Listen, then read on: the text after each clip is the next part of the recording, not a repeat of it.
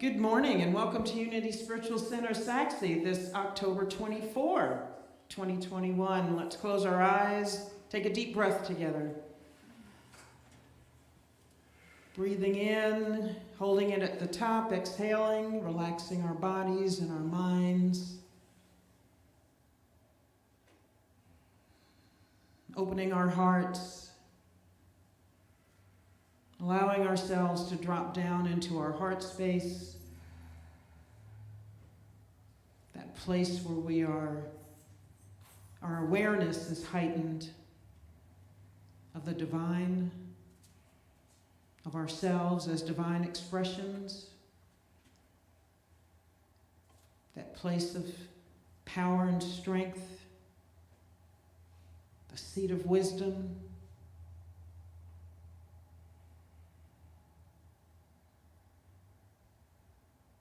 So we just let ourselves be in this moment, apart from all the roles that we play.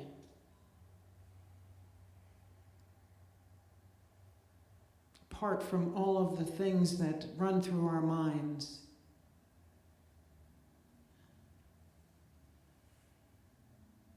Apart from all obligations. Apart from everything we think we should do.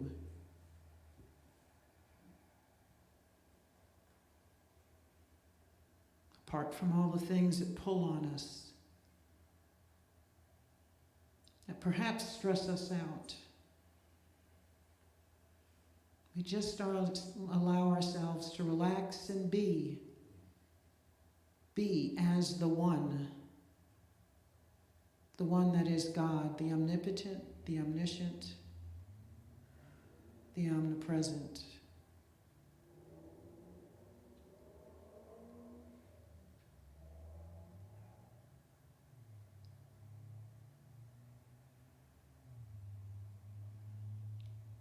All that God is, we are.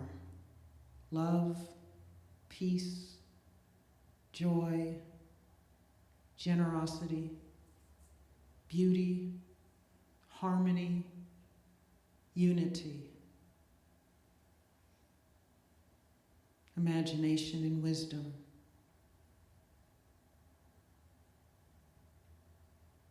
Power and strength, understanding, order.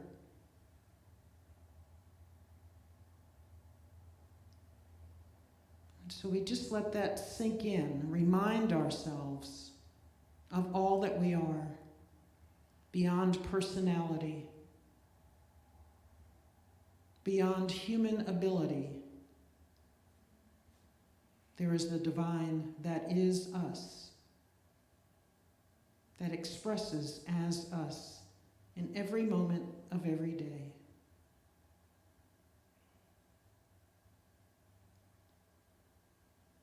And so we open our divine ears, our divine eyes to this experience together.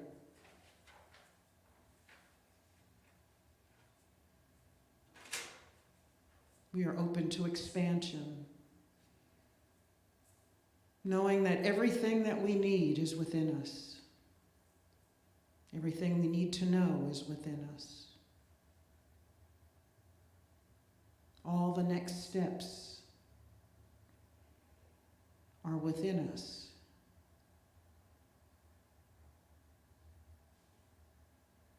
So with deeply grateful hearts, we now sing our centering song, Spirit's Prayer.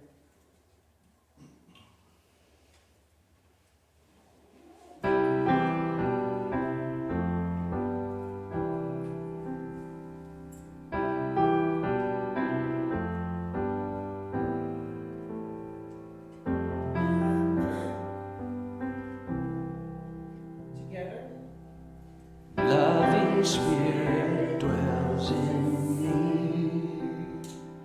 This is my divinity. As within, so without. All I need is here and now. Where there's air, let me love.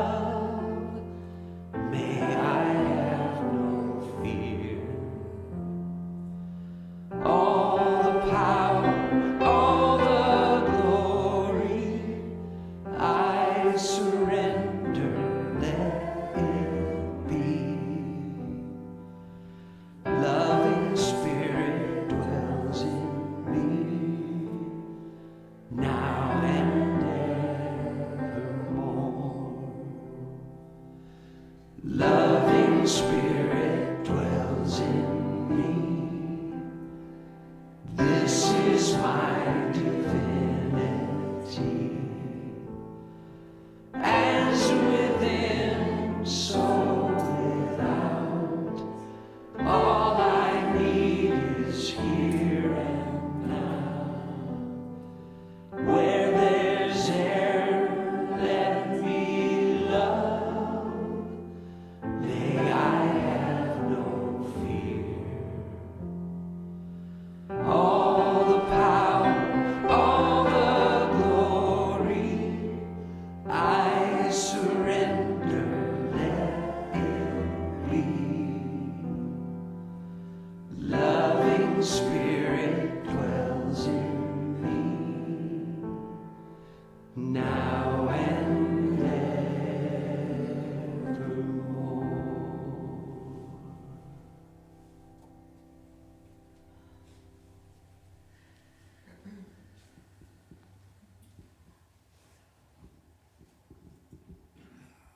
Good morning, everybody. Good morning. Well, let's together bless the little children of this world. Children of light, we see you guided and directed by an inward spirit that leads you into the path that is right for you. We see you strong and whole. We see you blessed and prosper. We see you courageous and confident. We see you as the spiritually perfect beings you truly are. Children of light, we bless you. And today's inspirational moment is from 365 Science of Mind, and that word is good. There is a divine awareness within me that leads me upward and onward.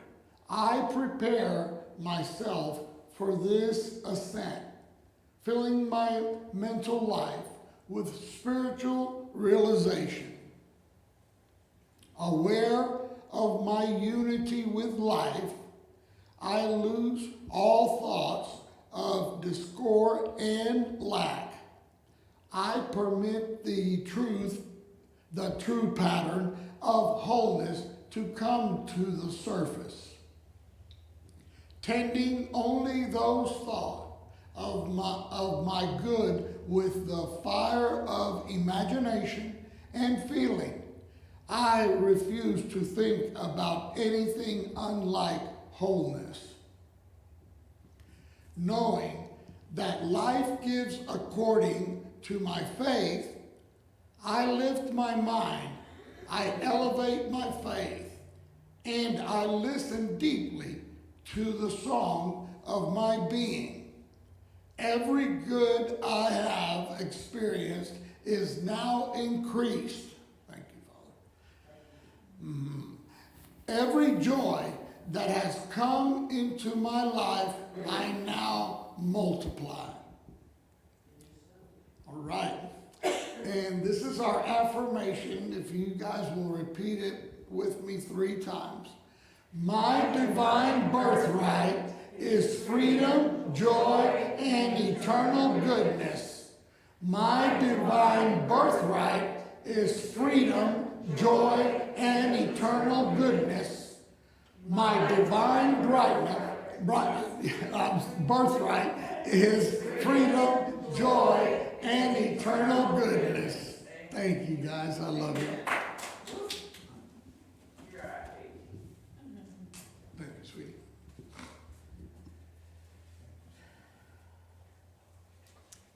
Good morning, everyone.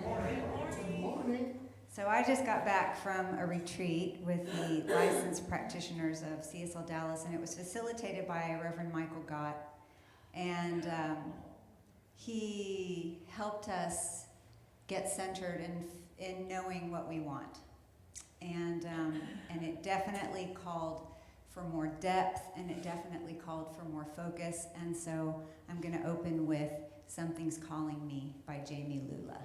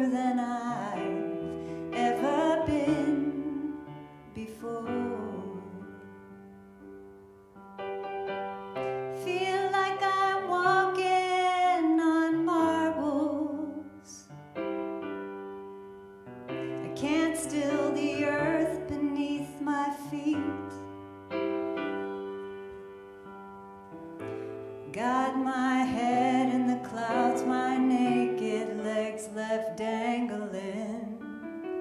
I can feel my heart begin to pound. Something's calling me a little bit deeper than I've ever been before.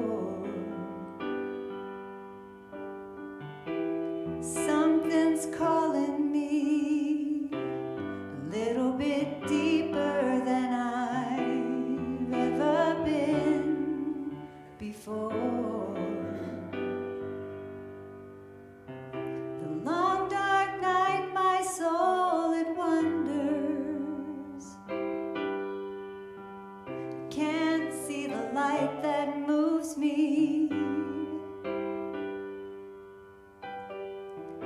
If God is everything and everywhere that I belong, Spirit gently wakes me from my sleep.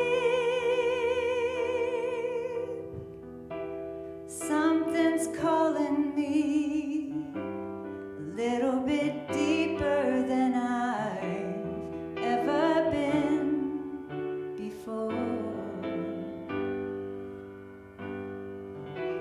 Something's calling me a little bit deeper than I've ever been before. Oh Lord, oh Lord, pull me deeper than I've ever been before. Oh Lord,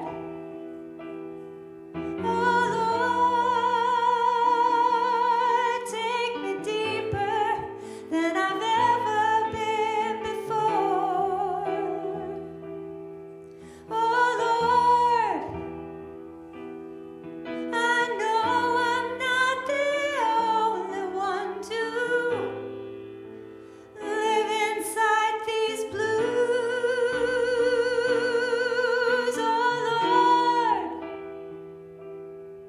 Oh Lord,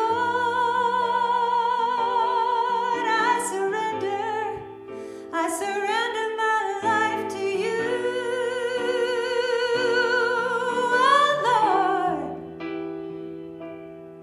Oh Lord, I give my life, I give my love to you. Oh, something's calling me a little bit deeper than I've ever been before. Compassion's calling me a little bit deeper than I've ever been before.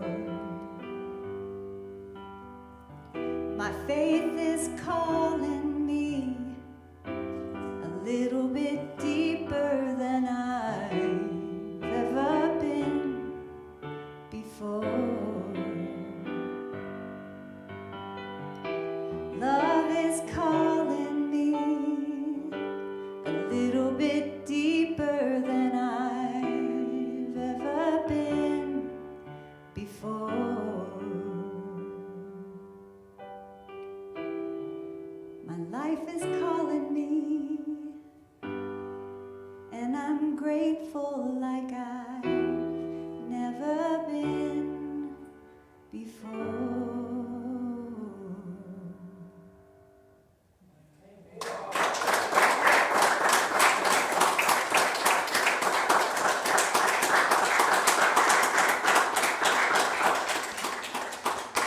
Lainey, wow.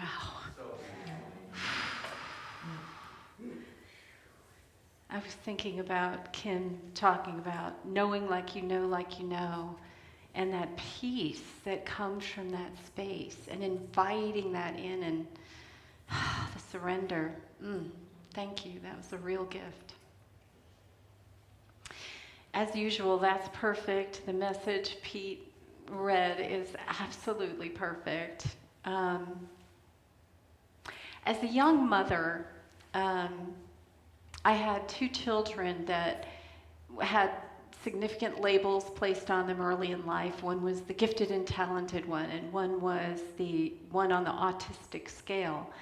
And while I don't like labels, the thing that it did afford me was some education as a parent.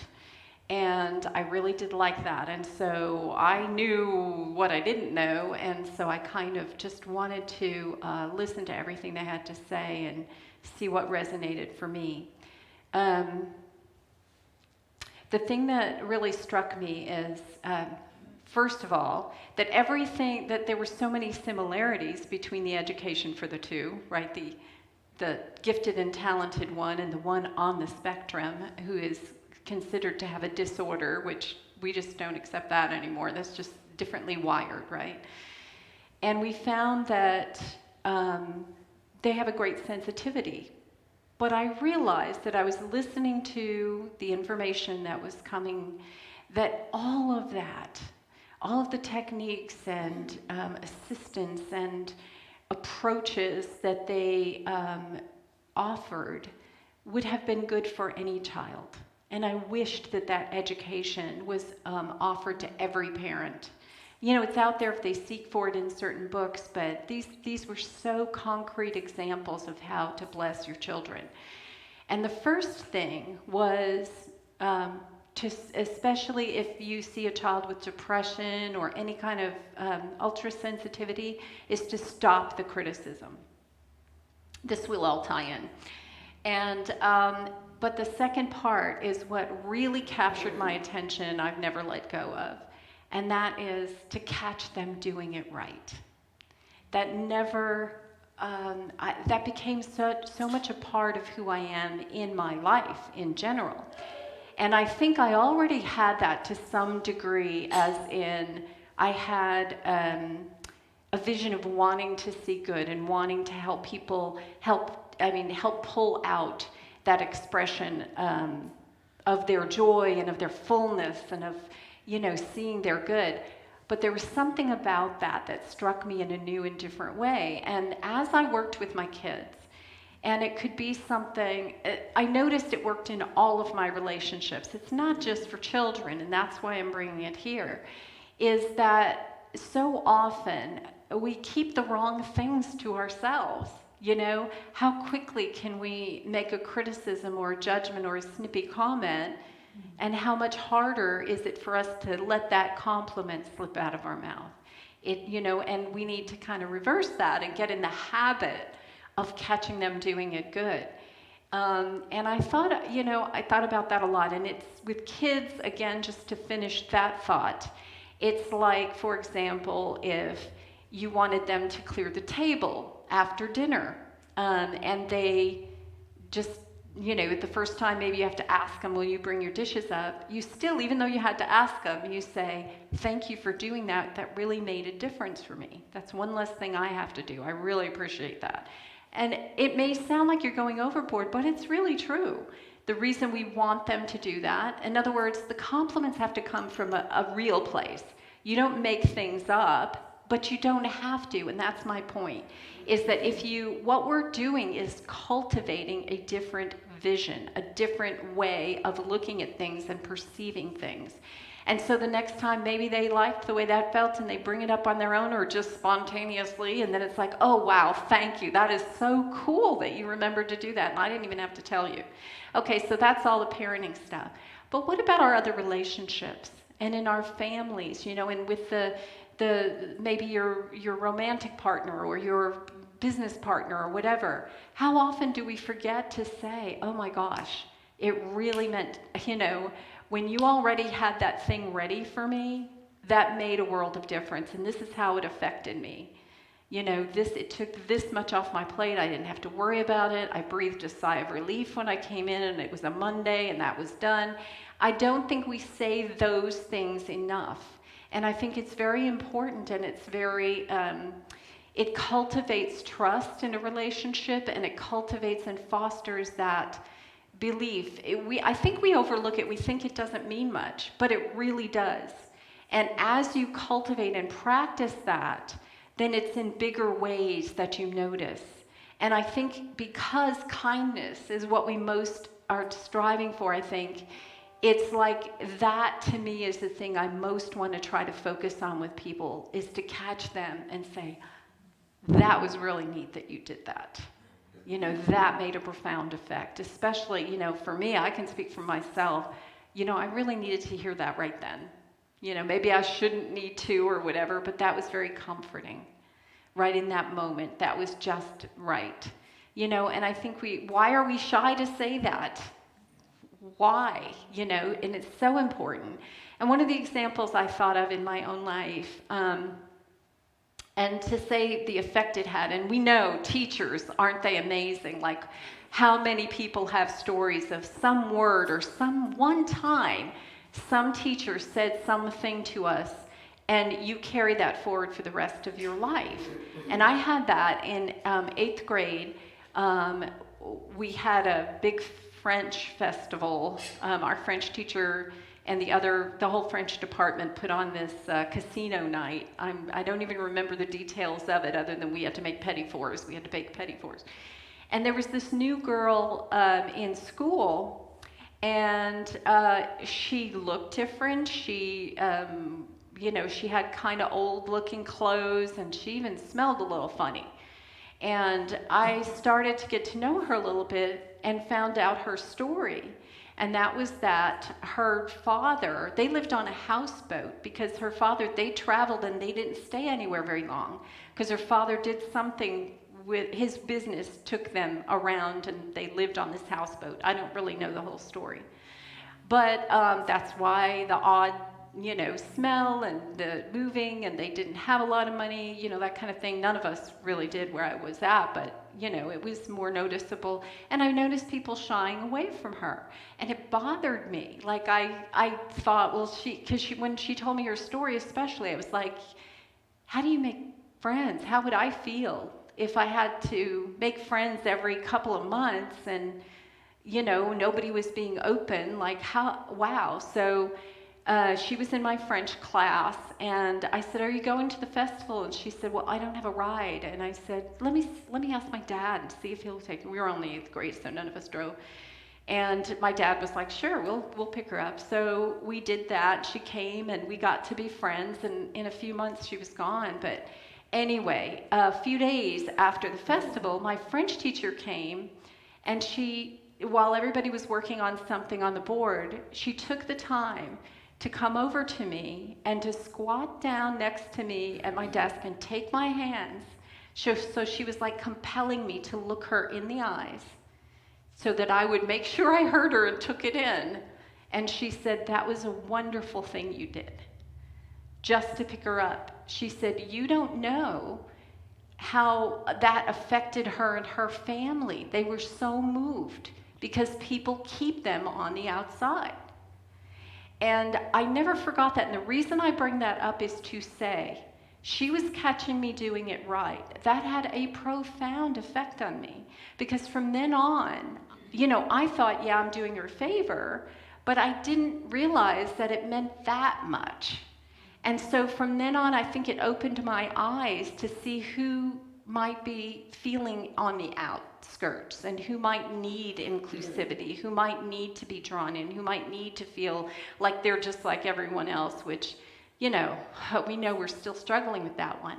But it changed just because she took the time to look me in the eyes and make herself heard when she was saying something positive. I really believe it contributed to my spirit of wanting to be more kind. That stayed with me. I remember it to this day, right? It becomes an example in my life of how now I understand how I can bless forward. And so I think it's so much more than just, did we raise our children to bring the dishes in the kitchen? You know, it's, wow, you really went out of your way for that person. That is cool. Hey, if you ever do anything like that, tell me, because I love to hear stories like that. Because they do a lot of stuff we never know about. That's good. You know, they're helping people at school or this, that, and the other. likewise, those adults in our life, those people we're in relationship with, and we forget to say, well, they, cooked or they cleaned and, yeah, we're here every day and one of us did it and then the other did it. Well, maybe so. But it means so much to just say, that was good. Thank you for doing that. I was really tired and it meant a lot to me that you took care of that.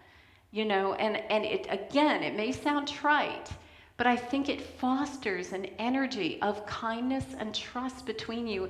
And we have such a burning desire to feel seen,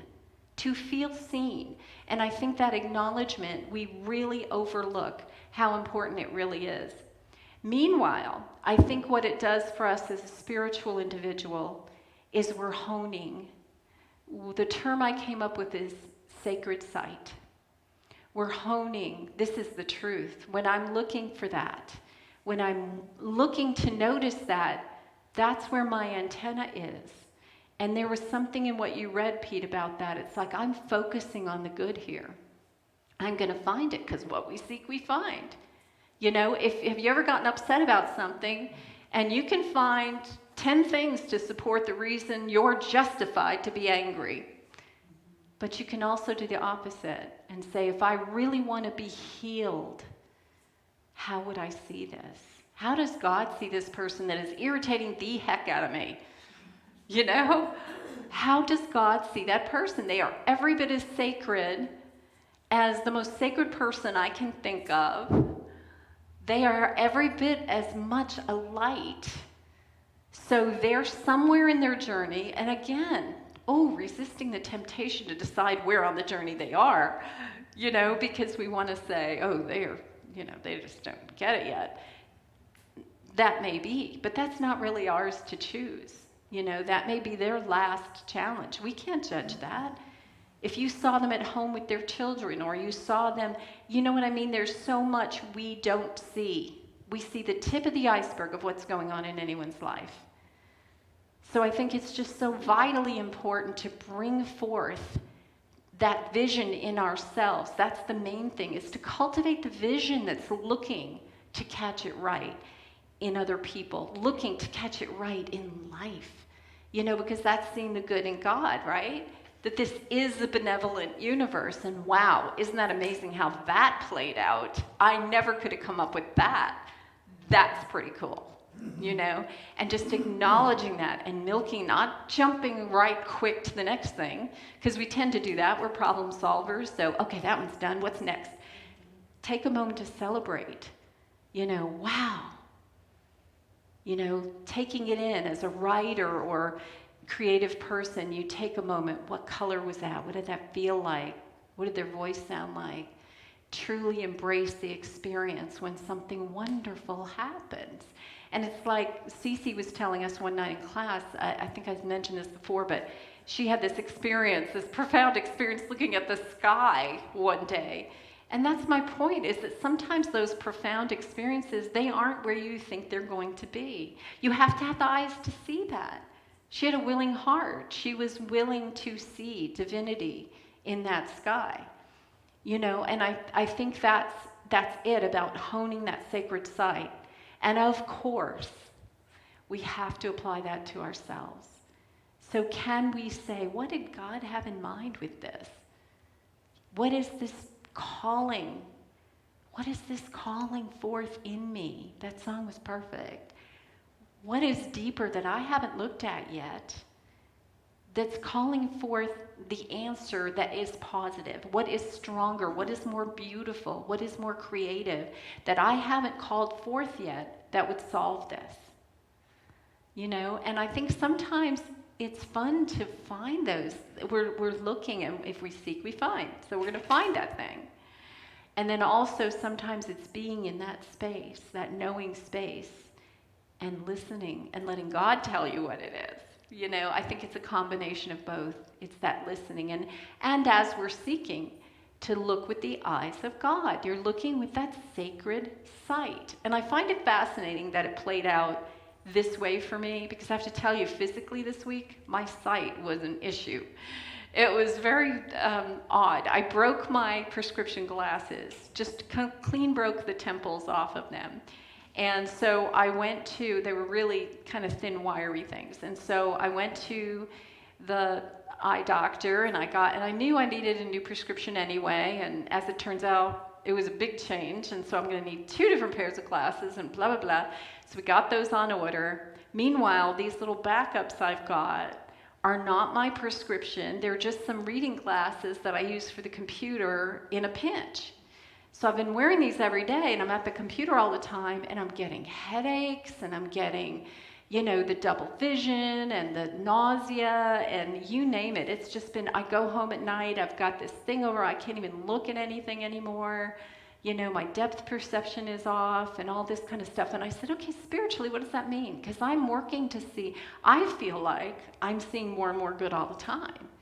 But I think the message I'm getting from it is that, yes, if I just see with this physical body, it's like that, am I aligning my will with God? But with help, with God's assistance, I have the right thing to integrate into the system that allows a corrected vision.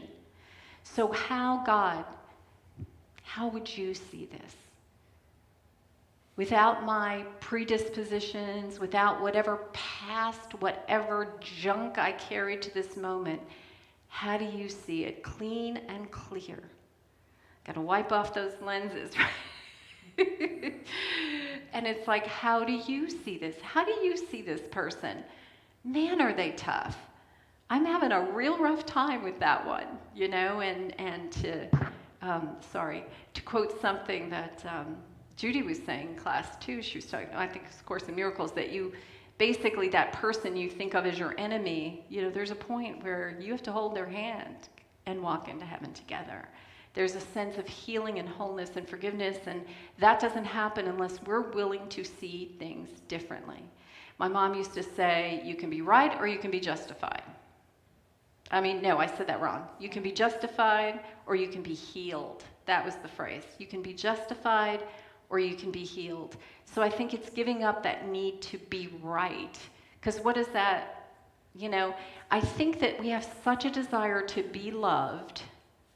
And that's what goes back to that child who just needs that voice programmed in their head. What voice are we installing? Because don't you hear your parents' voices when you get older? What voice are you installing? And likewise for us now.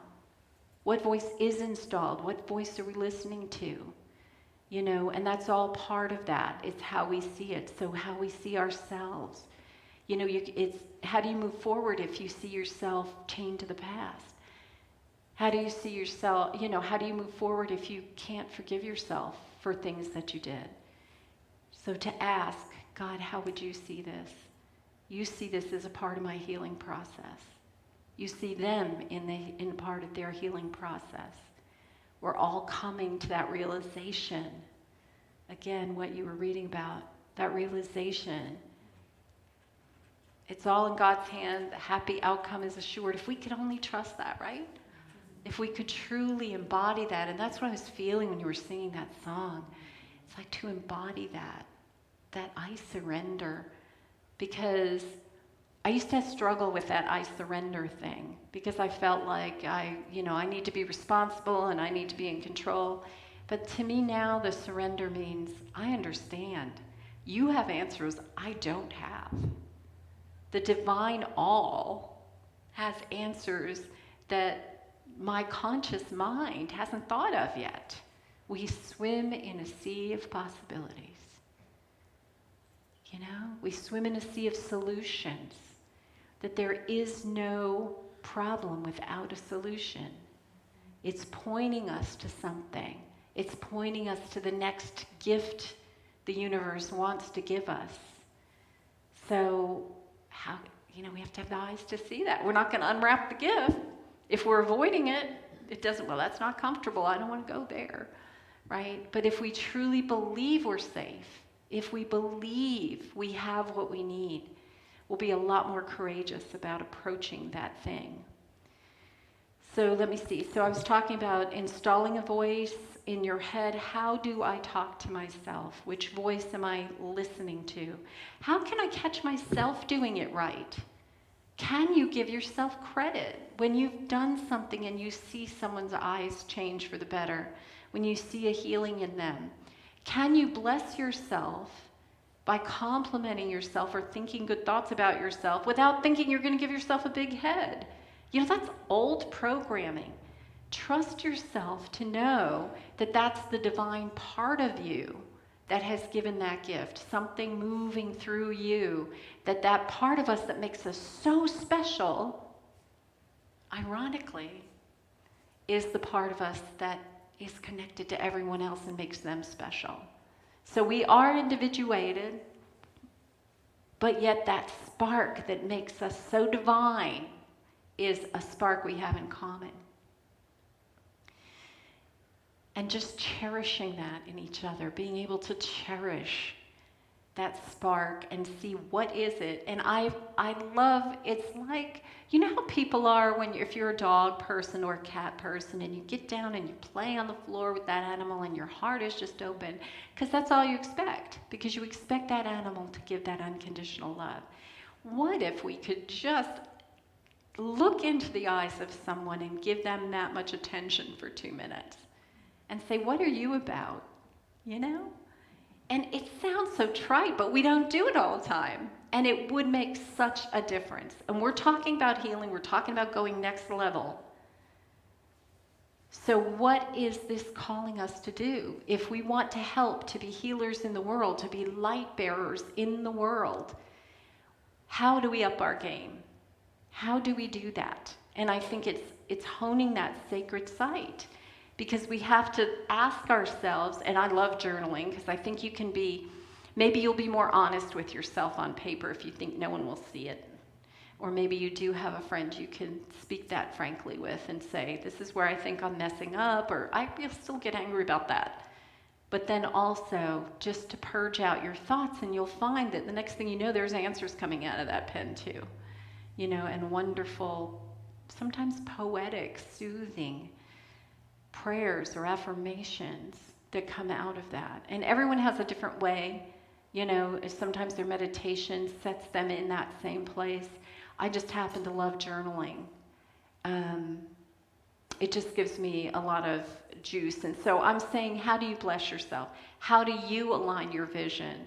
What is your prescription? What is your go-to that helps you get the clear vision that you want and you need to see that? And how can you bless others? And when you know it, when your body responds to something in a negative manner, and just, what is God asking of me in this moment? What is my highest self asking me to see or to hear? Sometimes that person just needs to be heard and they don't need to be corrected. Sometimes they just need to be heard. And trying to hear beyond that, what the words they're saying into their heart, to hear, to listen to their heart. There's a quote I want to grab right here. I already had my notes yesterday about this discussion, and then this was the course workbook lesson I was on, and I'll just read the last little paragraph. It was the prayer. Father, let not your holy word escape my sight today, nor let my ears be deaf to all the hymns of gratitude the world is singing underneath the sounds of fear. There is a real world which the present holds safe from all past mistakes, and I would see only this world before my eyes today. And I thought, oh my gosh, I love those synchronistic messages when you're saying sacred sight. So what am I choosing to see in my world? It's like if we had a banquet. Let me just set this down. If you had a banquet laid out before you of every kind of possible food, and other items are randomly on the table, and you keep going and picking poisonous things or things that really don't serve your body, and then you blame the world for your experience. Do you know that's what we're doing? We just aren't conscious sometimes that that's how we're doing it. It's all there, available for us all the time. So we have to decide which thing we're going to pick up, and we get to choose again. Because how many times did we go ahead and have that, whatever? And I'm talking spiritually, or thoughts, or gossiping when we know we shouldn't, or whatever it may be, right? And then going, wait. That doesn't mean I'm a bad person. It doesn't mean I'm not spiritual. It means I slipped from what I want to do. Not slipped as in God made a black mark somewhere, but slipped as in I'm not being true to what I want to express in the world, and I don't think that's part of my purpose. So how can I refine that, and how can I shine? And I just have always loved the analogy of the light workers and the light. I just think that's so powerful. Because I think with our ebbs and flows of where we are in our journey, it doesn't matter if you're carrying a flashlight, a pin light, and then other times you are so filled to overflowing that you feel a part of that lighthouse beacon that is pouring light out and guiding ships in. And to not judge that, to say all light is good light. And as we refine our vision, as we keep focusing, sacred sight, as we keep focusing, it's only gonna get brighter. It's not like we have to go over there and, find a little switch that we have to crank up, or, it just does as we refine our vision. And what you're hearing, how do I hear this with the ears of God? How would God hear this? How would a compassionate, loving person who only wants my healing hear this? Can I listen to myself? Can I go there?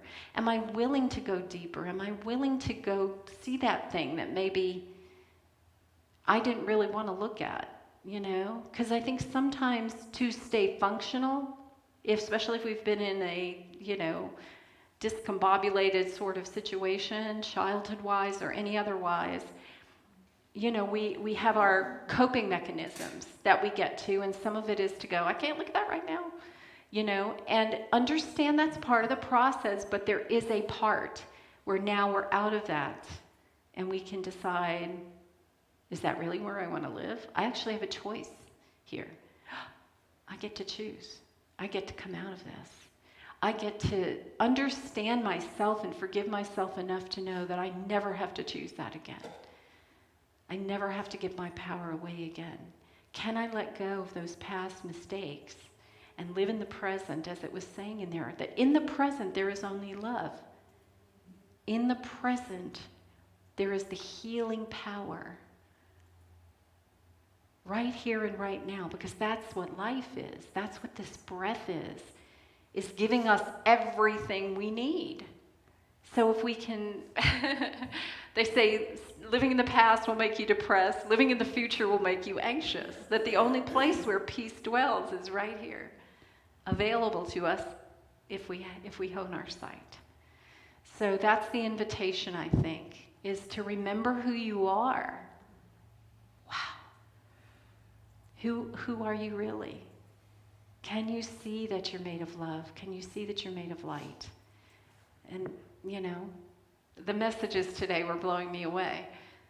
That you are that love. You are that goodness. That's who we really are. Let's take that into meditation, please. So, Mother, Father, God, way shower, love and light and peace are ours in this moment. We are in this present, right here, right now, with these lovely, warm, loving people. And those of you online, we speak the word for you as well. Right here, right now, is the presence of life. With every breath, we bring it in. With every out-breath, we let go of anything we no longer have need of. And let's just make that generic for a moment. You don't have to pick through it at the moment. Just breathe in, knowing that breath of life goes where it needs to go. You are healed, you are uplifted. The truth about you is so much greater than you have ever imagined. The truth would dazzle you. Let yourself be dazzled. The truth about life, to really be able to grasp the concept that everything is possible Everything is always working out for us. Our community affirmation. And I am a part of the all that is good. I am light. I am love. I am treasured beyond my deepest understanding. I am precious to the universe. And now I look in the eyes of others and I'm seeking for that light. Where can I find it? Where can I encourage it for them to show it more? I see it, and they see you. They notice when you see it. Sometimes it's a little startling, but then they really appreciate it. Can I see that light in my fellow man? No matter big or small, again, catch them doing it right. Catch them shining. Say it, feel it, and be it. Thank you, Mother, Father, God, that we have everything we need, that we have each other, that many minds in this moment around the planet are lifting, are blessing, are shining. So many good works are being done, unselfish acts of kindness, amazing things that we don't even know are happening. People extending a hand, people building hospitals, people peopling those hospitals, people just listening to a friend who needs a shoulder, people being creative so that their works of art can lift the spirit and the mind, people studying because they want to understand more, people reaching out to animals to acknowledge that we're not the only beings on this planet. People fostering other life of the earth, plant life, ocean life, cleaning and clearing. Mother, Father, God, we ask to be instruments of your peace and of your healing. May we be directed to where our hands can most serve and our heart can be felt. Thank you, thank you, thank you. We dwell in the presence of love and light always. And with every breath, may we choose to know it. We let it be so. Amen.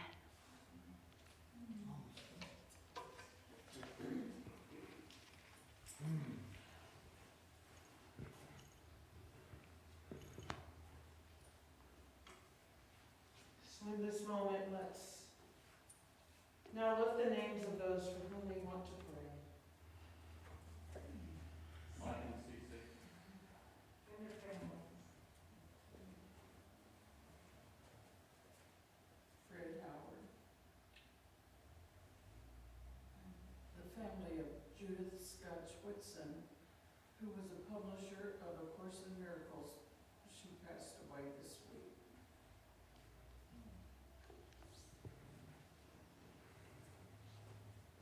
For Magda and Gregory, Andrew, Lucy and Blake.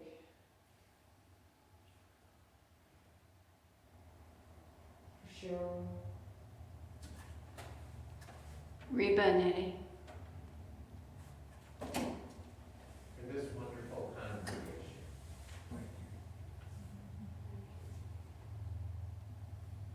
for Danielle, and Tony and Davion.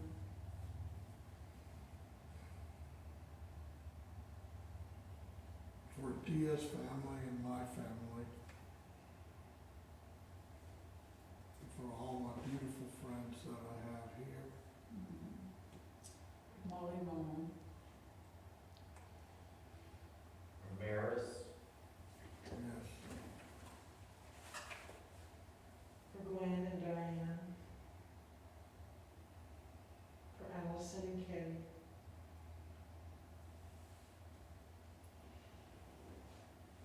For these beloved souls, or for all those who are not named in this moment, but who are in our hearts and minds as we go about our days. We You know that they are whole, perfect, and complete.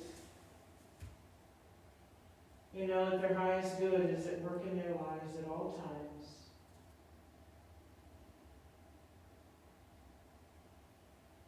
So it is, and so it shall be.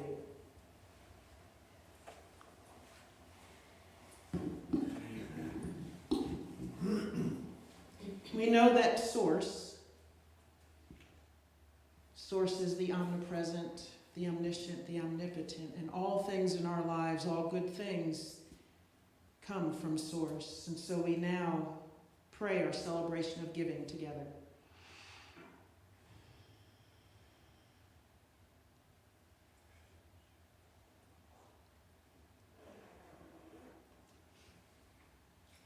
Divine love, as me, blesses and multiplies all the good that I am and have, all the good that I give and receive, and so it is.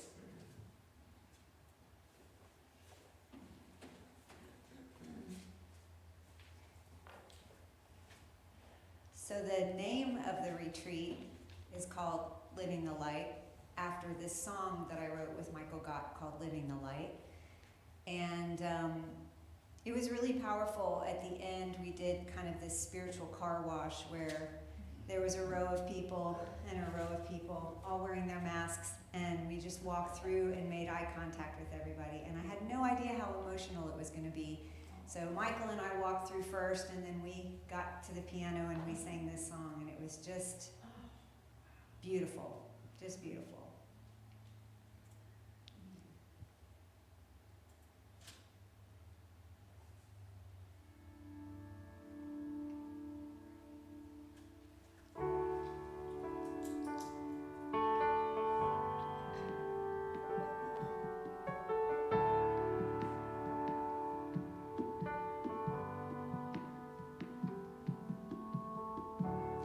In my life, in my world, there is truth to be revealed. Through it all, I believe there is nothing to be healed. All is well.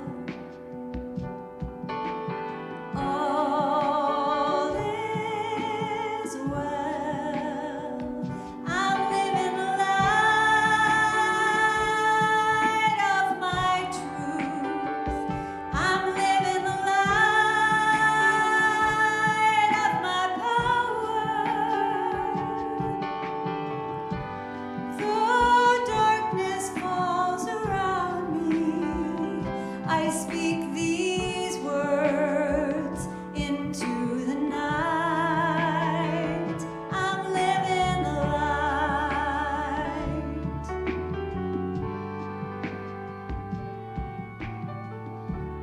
In my work, in my home, all is as it's meant to be. In all I do throughout the day, grace is pouring over me. All is well. All is well. I'm living the light of my truth. I'm living the light of my power. Though darkness falls around me, I speak these words into the night. I'm living the light.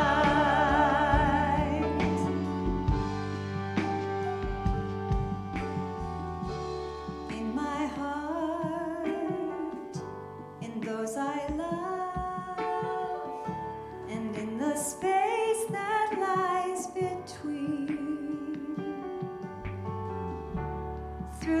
tears and through our joys, God is waiting to be seen. Whoa, all is well. All is well. I'm living the light of my truth. I'm living the light of my power. Though darkness falls around me, I speak these words into the night. I'm living the light.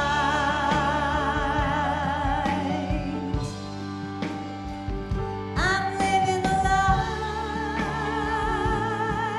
of my strength. I'm living the light of my joy. I'm living the light of my peace. I'm living the light. I'm living the light.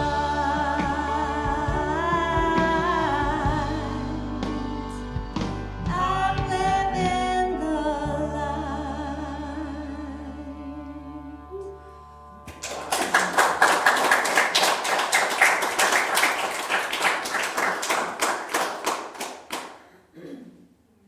We are indeed living the light. We are so grateful for all the tithes and offerings that pour into this community, helping us to prosper and grow continuously, helping us to spread a message of peace, love, joy, harmony, and unity throughout the world. And so it is, and so it shall be.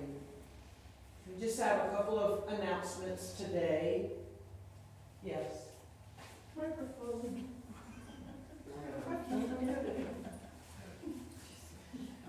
Can I think we have one slide.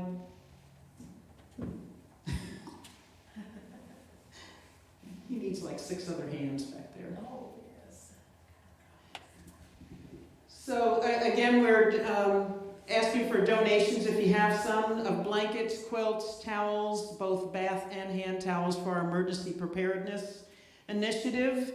And soon we're going to have some training, but we want to get our supplies here and in the closet so that if something does happen, we are ready for whatever happens. So if you have some new or slightly used blankets or towels, please bring them in, and we'll be taking donations through the end of November, but we've already got a good number of them, so we'll let you know when we get enough. But thank you so much for everything you've brought so far. Is there a place designated to put them when we bring them in? There will be soon, so just bring them in. You can give it to any board member, Yeah. and then we'll get them in the proper place for now, but we're getting together a storage area just for the emergency supplies, so we know where everything is. And Fred, you had something.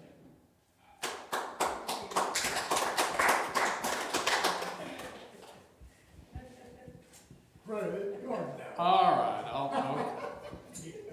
there was a lady sitting on a plane. She was reading her Bible.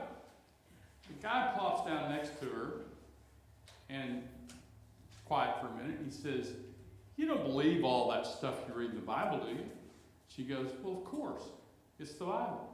He said, "Well, how about that Jonah guy? You know he got swallowed by a whale. How are you going to live in the belly of a fish for 3 days?" And she said, "Well, I don't know."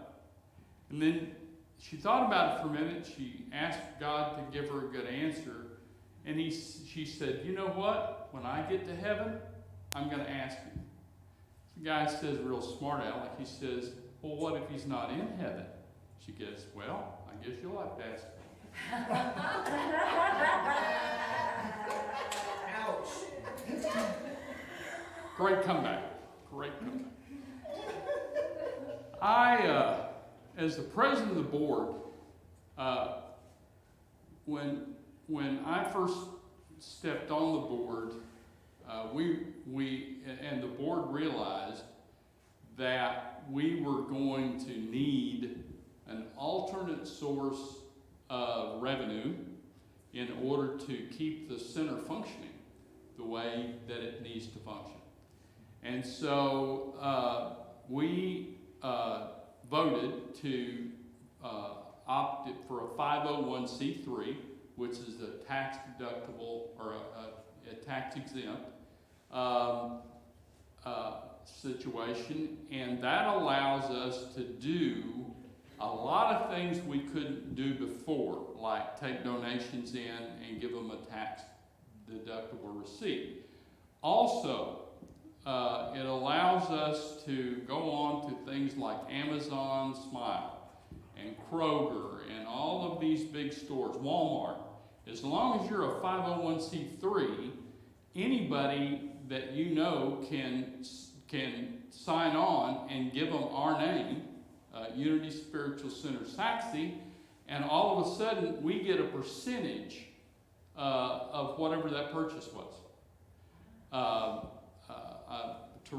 Tess, bless her heart, always shows me when she gets this little statement, and it's like, I don't know, it's weird, it's like $300 is what was donated to a charity that she had set up or something like that. For a quarter. So it mounts up, and we were humorous because we were talking the other day. I said between Pete and Dia and Kim and Tess and Jerry and my office, we could probably fund a whole lot of things at the church. Yes, sir. But we started this process, and you have to have somebody that will spearhead it. So Kim and Jan took it upon themselves to put this 501c3 application together, which, by the way, is no small task. It is lengthy, it is tedious, and I don't have that kind of patience. So I'm always looking for somebody to hire to do it. So they did it, they sent it off almost 6 months ago to the day. And when I got here this morning, I opened the mail, and guess what happened? We are now officially, and have been since April 22nd when they filed it. The IRS says we are pleased to tell you that we have determined you're exempt from federal income tax under the Internal Revenue Code of 501c3.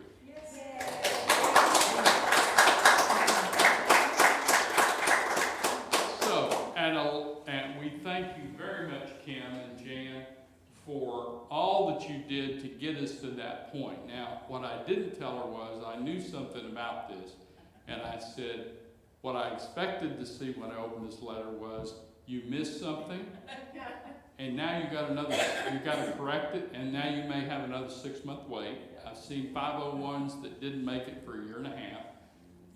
I didn't want to tell them that because there was no point. But we are real proud that we've now achieved that milestone, and that this is an ongoing thing that this board can leave to the center long after we're gone. It just keeps going. As long as there's an IRS, we're good to go. And I don't think they're going anywhere anytime soon. So I wanted to announce that, and I wanted to publicly thank Kim and Jan. And those of you that are listening to us at home, we will give you a list of the stores that are available for us to now hook on to, and when you order things from those stores or buy things from those stores, it will automatically, we will benefit. So we do appreciate that. So thank you, everybody. Now, before I leave, I want to thank the landscape team, Tess, Pete, and Dia, for coming up here and doing such an unbelievable job of cleaning out the weeds. Now, this is Dia's thing. I'm telling you guys. She walks into church, she sees a weed, she's liable to go out there in the middle and pull it. So, you know, and I have to be careful because everything looks like a weed to me. So if I go out and start pulling stuff, Tess goes, "Don't pull that! Don't pull that! That's not a weed." Well, It doesn't have a flower on it. Not all things that don't have flowers aren't weeds, so don't do that. So I wanted to thank them because the grounds really look good. The grounds really look good. Thank you. Hey Fred, Yes. I have a question so on that program, it doesn't cost us anything, it's just something that we just do, and whatever, it's like we're regularly purchasing. Yes, yes. The purchasing program for the 501c3 does not cost you any extra money when you order. It's a commission, if you will, that the Walmart, Kroger, Amazon Smile gives the 501c3 as a donation. So it doesn't increase your price, but it helps out whoever you want to give that to. Thank you. Thank you, Fred. Charity Mission Vision. But if you're already doing this, now that we are a legal 501c3, you can go on to the particular program that you're now in and look for Unity Church of Saxe. It's under our legal name, which is Unity Church of Saxe. It'll be in the electronic list. When you go on, you can designate us as the charity that you would like that money to go to. So if you're now in programs like that, you can do that right now. But look for Unity Church of Saxe, which is our legal name. And we'll have more information later. If you will join me in reciting the vision and mission statement. We are Unity Spiritual Center Saxe. We are a thriving global community of spiritual seekers transforming lives through love and the expression of our innately divine gifts. Our mission is to inspire spiritual and personal growth through the teaching and demonstration of unity principles toward the realization of living our best lives. Divine wisdom is at work in every area of our lives right now because everything is always working out for us. Thank you. So thank you very much for joining us this morning. Deborah, thank you so much for your message about sacred site. We love you and appreciate you. Lainey, thank you always. Yes.